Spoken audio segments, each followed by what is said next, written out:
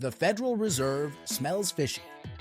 All right, let's talk about the biggest scam that somehow isn't illegal, the Federal Reserve, or as I like to call it, Wall Street's favorite puppet show.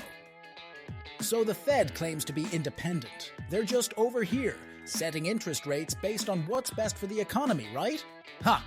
That's like saying Gerald runs this channel. He's the CMO, sure, but do you think he's in charge? Okay, buddy. But back to the Fed. Here's the deal. Whenever inflation is too high, the Fed raises interest rates to cool things down. When the economy slows, they cut rates to stimulate growth. Sounds reasonable, until you realize this system magically always benefits the big banks first. And you? You get whatever scraps are left. Let's take a step back and talk about how the Federal Reserve was born. Before the Fed, the US had a chaotic banking system with frequent financial panics and bank runs. Picture the Wild West, but with less dueling and more bank failures. The final straw was the Panic of 1907, where a massive financial crisis nearly collapsed the entire system. Enter J.P. Morgan, the man, not the bank, who personally bailed out the markets. This guy basically played real-life Monopoly and won. But this scared the government. They realized they couldn't rely on one rich dude to save the economy every time Wall Street screwed up. So in 1913, Congress passed the Federal Reserve Act, creating the Fed to supposedly stabilize the financial system. Fast forward to 1971, one of the biggest turning points in monetary history. That's when President Richard Nixon took the US off the gold standard, meaning the dollar was no longer backed by gold. Fun fact, this was originally supposed to be a temporary measure. Kind of like that one friend who crashes on your couch for a few nights and is still there 6 months later. Overnight, the Fed gained unchecked power to print as much money as it wanted. This led to cycles of inflation, market bubbles, and bailouts that we still see today. And now, back to the present. When the Fed lowers rates, banks can borrow money for dirt cheap. They use it to make huge investments, buy back their own stocks, and, oh yeah, hand out bonuses the size of your entire town's GDP. Meanwhile, you get a slightly lower mortgage rate until home prices skyrocket and you're still priced out. Then, when inflation inevitably spikes, because the Fed basically poured gasoline on the fire, they slam the brakes and raise rates. What happens? Banks stop lending. Businesses panic. People get laid off. You can't afford a loan. And the economy gets kneecapped, except for, you guessed it, the banks. Because they already cashed out, moved to their third vacation home, and left you holding the bag. And here's the best part. The people who make these decisions, they're literally ex-bankers. The Federal Reserve is packed with former executives from Goldman Sachs, J.P. Morgan, Citibank, you name it. It's like asking a pack of wolves to protect your chicken coop. Take William C. Dudley, before running the New York Federal Reserve from 2009 to 2018. He was a partner and managing director at Goldman Sachs.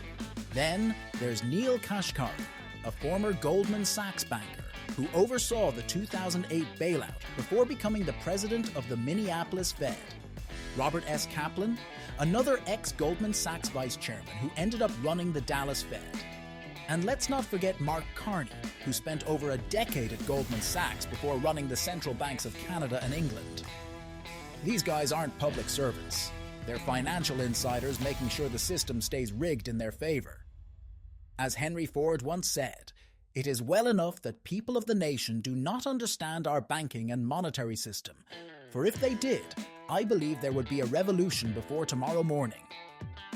Even Thomas Jefferson warned us, saying, "If the American people ever allow private banks to control the issue of their currency, first by inflation, then by deflation, the banks and corporations that will grow up around them will deprive the people of all property until their children wake up homeless on the continent their fathers conquered."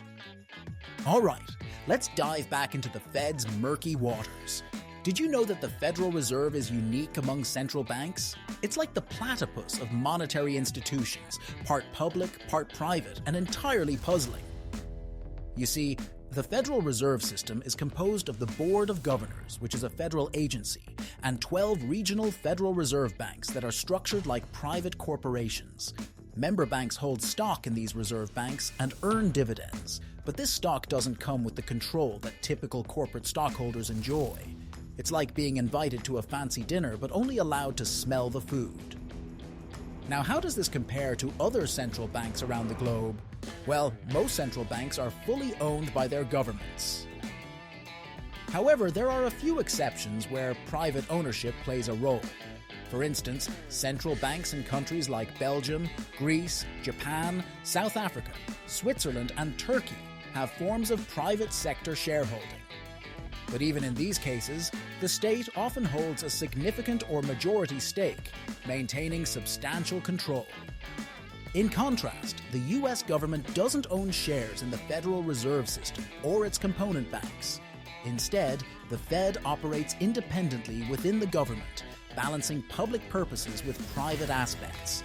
It's a delicate dance, like a tightrope walker juggling flaming torches. One misstep, and things could get heated. So, while the Fed's structure is indeed unique, it's not entirely alone in having private sector involvement. However, its blend of public and private characteristics sets it apart from most of its global counterparts. Just another reason why understanding the Fed can feel like trying to solve a Rubik's Cube blindfolded. And if you think this system is designed to protect the economy, remember how the Fed handled the 2008 crash. They bailed out the banks, handed them trillions in emergency funding, and left ordinary Americans drowning in debt and foreclosures.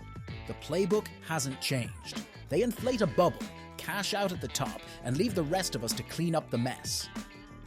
So, is the Fed independent? Technically, sure. But in reality, it's just an extension of Wall Street, making sure their friends never lose. And if you get crushed by their policies, well, tough luck, buddy. Just remember, this isn't financial advice, but it is a financial reality. Oh, and if you like videos that expose these sham and make you laugh so you don't cry, then hit that like button, subscribe, and watch these two must-see videos. Own Nothing and Be Happy, and Fighting for Financial Freedom. Both linked in the description. Gerald says you'll regret it if you don't. Yep, you just got ghosted by a goldfish. That's how serious this is.